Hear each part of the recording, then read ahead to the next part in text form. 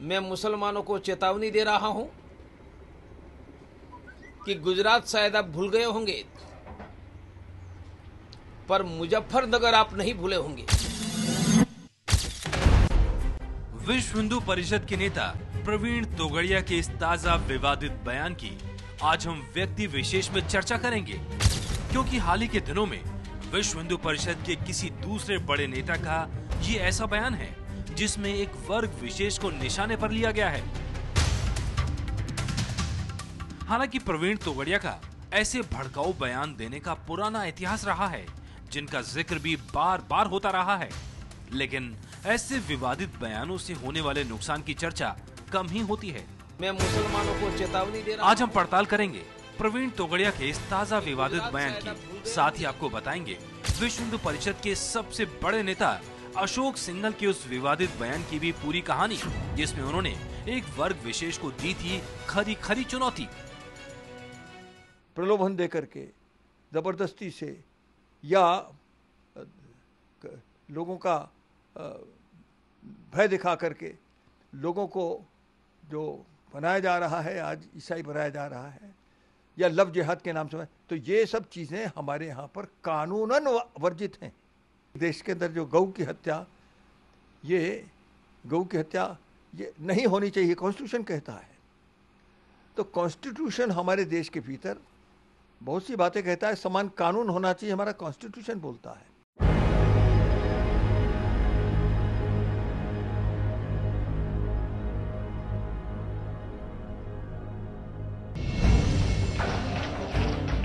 लोकसभा चुनाव में बीजेपी की भारी जीत के बाद से कट्टर हिंदू नेताओं ने मुसलमानों को खुली धमकियां देनी शुरू कर दी हैं।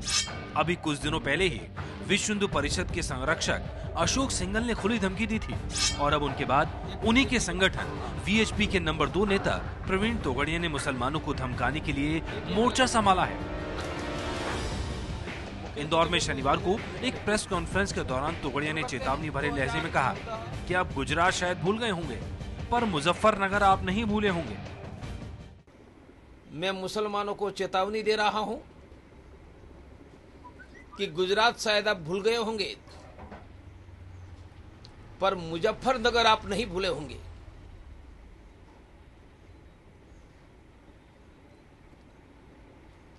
हिंदुओं की सौजन्यशीलता को कायरता मानने का दुस्साहस मत करो, और मुजफ्फरनगर का हमेशा के लिए स्मरण करो। मुसलमान गुजरात भूल जाएंगे, मुजफ्फरनगर याद रखेंगे।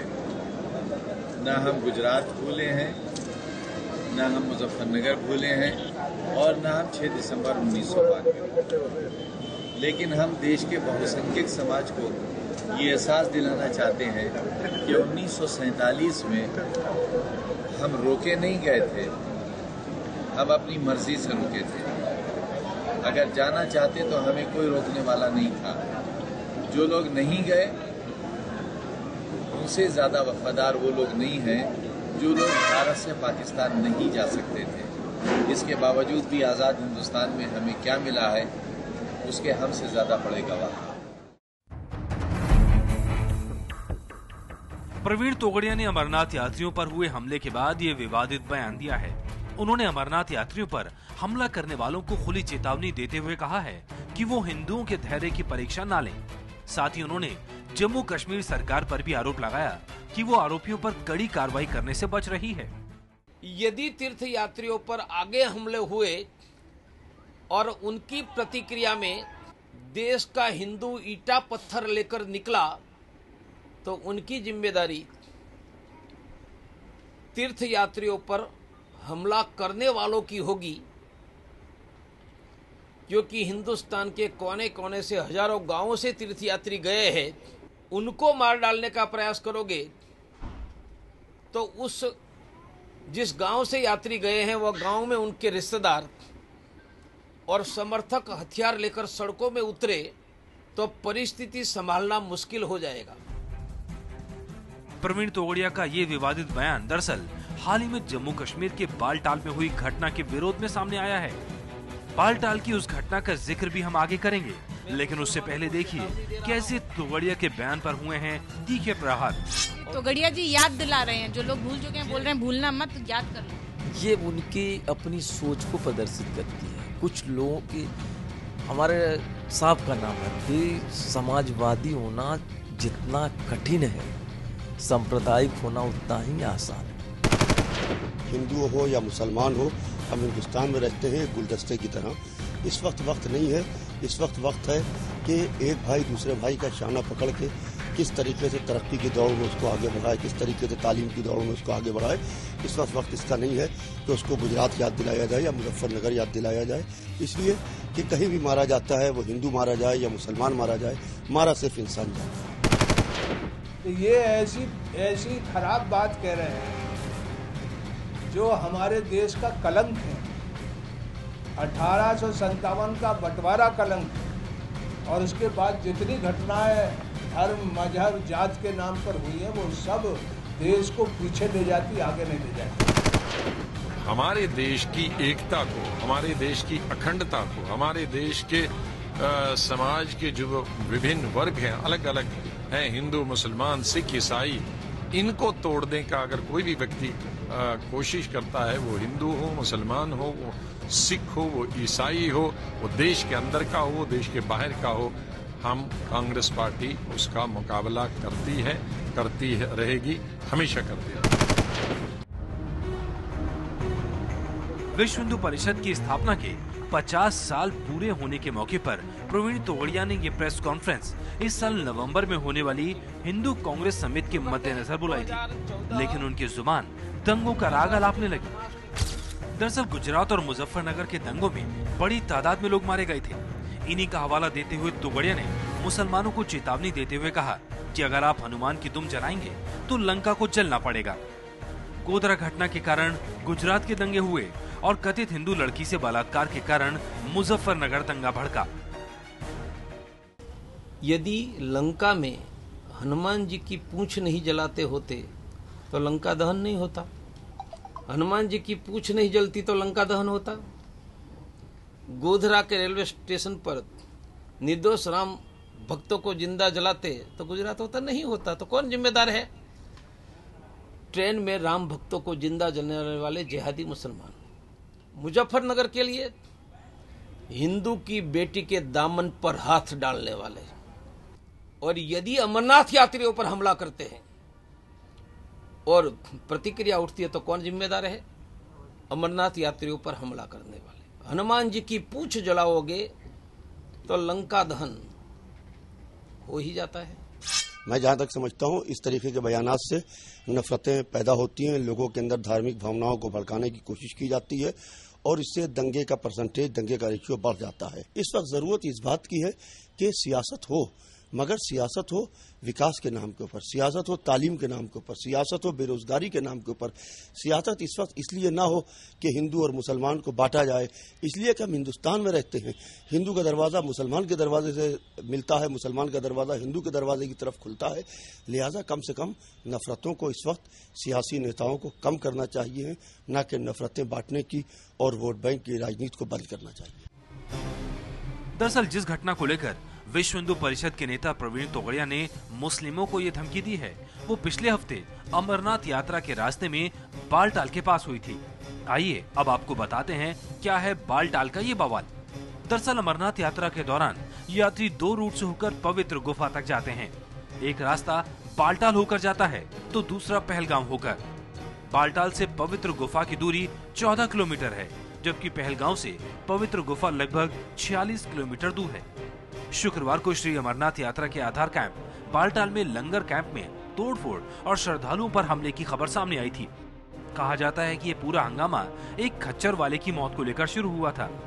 स्थानीय लोग खच्चर वाले की मौत के लिए एक लंगर वाले को जिम्मेदार ठहरा रहे थे, लेकिन लंगर वाले के खिलाफ प्रदर्शन के दौरान जब हिंसा और आगजनी होने लगी तो उसके बाद स्थानीय लोगों और सीआरपीएफ के जवानों के बीच जोरदार झड़प हुई थी, जिसमें करीब 40 लोग जख्मी हो गए थे। इस घटना में करीब 100 टेंट और करीब 1 दर्जन सामुदायिक रसोई घर भी जला दिए गए। अब तोगड़िया इसी घटना को लेकर मुसलमानों को धमका रहे हैं। कुछ दिनों पहले भी इसी तरह प्रवीण तोगड़िया ने अपने भड़काऊ बयान से मुसलमानों को धमकाया था। वो बयान भी हम बताएंगे आपको आगे। लेकिन उससे पहले सुनिए वीएचपी के ही सबसे बड़े नेता अशोक सिंघल की मुसलमानों को धमकी। ये पहली बार है कि जब मुसलमानों के ध्यान में आया कि बिना मुस्लिम शक्ति के भी इस देश के भीतर सरकार बन सकती है। अब तक जितनी सरकारें बनी उनको ऐसा लगता था कि हमारे कारण ही सरकार बनी है, और इसलिए उनको बहुत सी रियायतें, ये जो भी सेकुलर पार्टीज थी वो एक से एक बढ़ करके उनको रियायतें देने के लिए लगी रहती थी। अशोक सिंघल ने कहा था कि अल्पसंख्यक समुदायों को हिंदुओं की भावनाओं का सम्मान करना सीखना होगा। वे अगर ऐसा नहीं करेंगे तो लंबे समय तक वजूद में नहीं रह पाएंगे। सिंघल यही नहीं रुके, उन्होंने आगे ये भी कहा कि मुसलमानों को यूनिफॉर्म सिविल कोड को स्वीकार करना चाहिए और अयोध्या, काशी और मथुरा पर अपना दावा छोड़ देना चाहिए। सिविल कोड तो दुनिया में बहुत से देश हैं जहां मुसलमान रहते हैं, उन्होंने स्वीकार किया हुआ है। सिविल कोड दो कैसे हो सकते हैं? यानी अगर एक देश है तो एक ही कानून चलेगा ना। और सिविल कोड के लिए सुप्रीम कोर्ट 3 बार कह चुका है इसको लागू करो। तो सुप्रीम कोर्ट भी कहता है, इस देश के भीतर हमारे कॉन्स्टिट्यूशन का भी ये कहना है, तो मुसलमानों को इसको अपना लेना चाहिए। दुनिया में बहुत जगह मुसलमान रहते हैं, बड़ी बड़ी संख्या में रहते हैं, जब वहाँ अपना सकते हैं तो यहाँ भी अपना लेना चाहिए। और आप सच पूछिए तो मुस्लिम महिलाएं चाहती भी हैं कि जो सिविल कोड जो यहाँ का दाखिल होगा तो हम सम्मान के साथ रह सकेंगे, ऐसा ही बात है। कांग्रेस, बीजेपी और तमाम विपक्षी पार्टियों ने सिंघल के इस बयान पर कड़ा ऐतराज जताया था।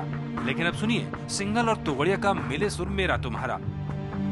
अशोक सिंघल साहब ने कहा है अशोक सिंघल साहब ने कहा है कि मुसलमानों को चेतावनी दी है, वीएचपी के ही हैं। आपका क्या कहना है उनका? अशोक जी विश्व हिंदू परिषद के सबसे बड़ा नेता है, मुझसे भी बड़े नेता है वो, और उन्होंने जो कहा उनको विश्व हिंदू परिषद का प्रत्येक कार्यकर्ता मौन समर्थन देगा। दरअसल केंद्र में नरेंद्र मोदी के नेतृत्व में बीजेपी की सरकार बनने के बाद से ही कट्टरपंथी नेताओं की तरफ से इस तरह के विवादित बयानों का सिलसिला जोर पकड़ता नजर आ रहा है, जिसे लेकर अब विरोधी पार्टियां भी सरकार के अच्छे दिनों के वादों को लेकर सवाल उठा रही हैं।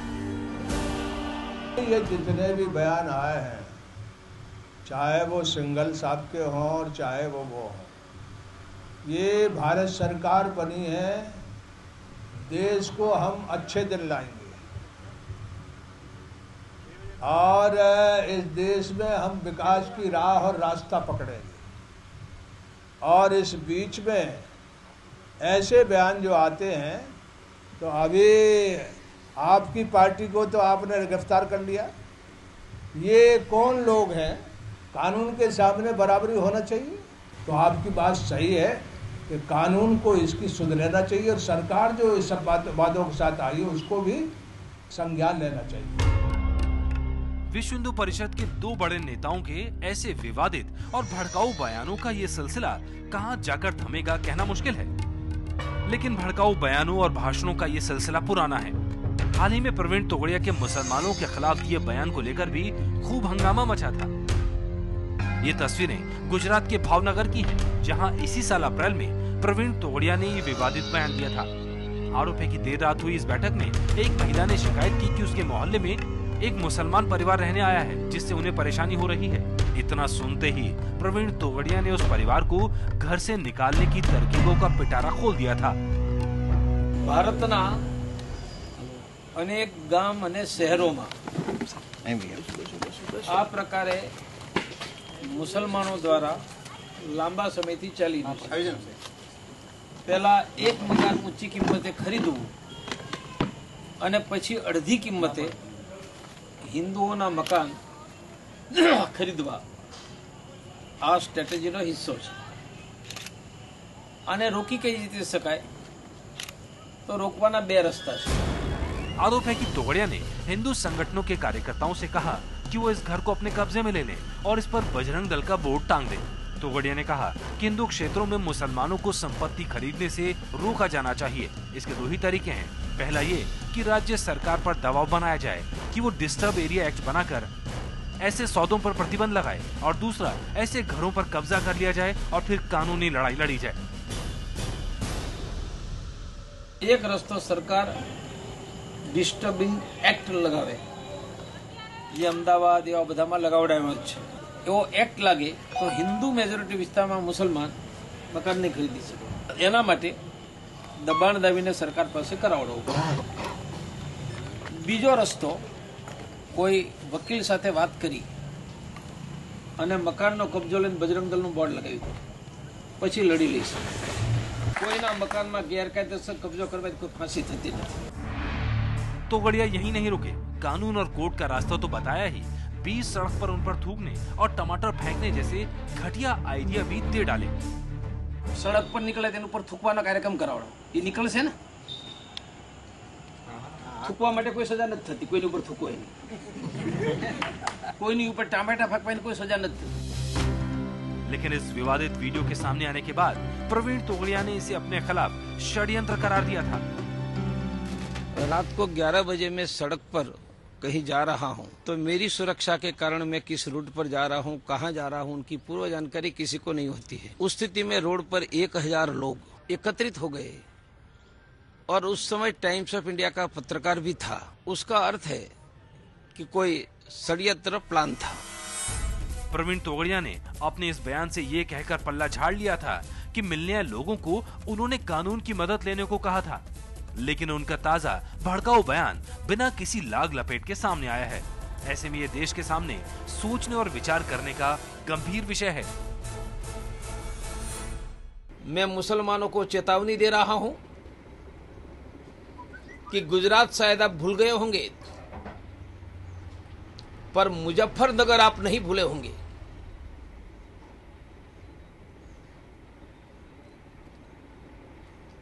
हिंदुओं की सौजन्यशीलता को कायरता मानने का दुस्साहस मत करो और मुजफ्फरनगर का हमेशा के लिए स्मरण करो.